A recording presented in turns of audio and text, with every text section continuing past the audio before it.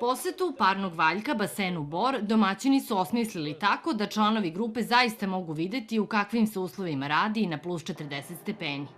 Ambijent kao iz naučno-fantastičnih filmova i možda ideja za snimanje nekog budućeg spota parnog valjka upravo ovde, na kopu Veliki Krivelj. Momci iz benda poželeli su da se popnu i na jedan od najvećih kamiona na svetu, težak 400 tona.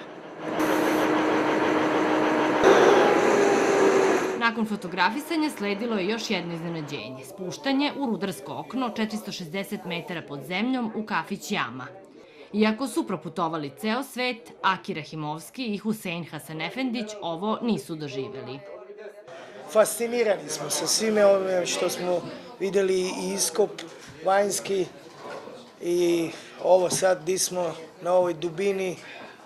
Jednostavno čovjek kad to prvi put vidi, bar ja, stvarno sam fasciniran. Mi smo mislili da naš posao težak. Da.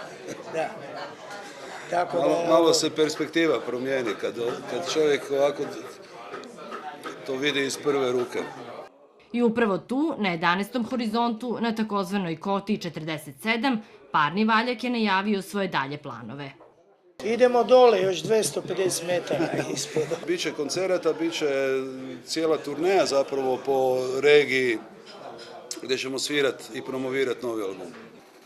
Još malo fotografisanja za uspomenu na Dan među rudarima, a onda pripreme za veliki koncert povodom praznika rudara upravo ovde, u Boru. Ana Vojvodić, Prva televizija.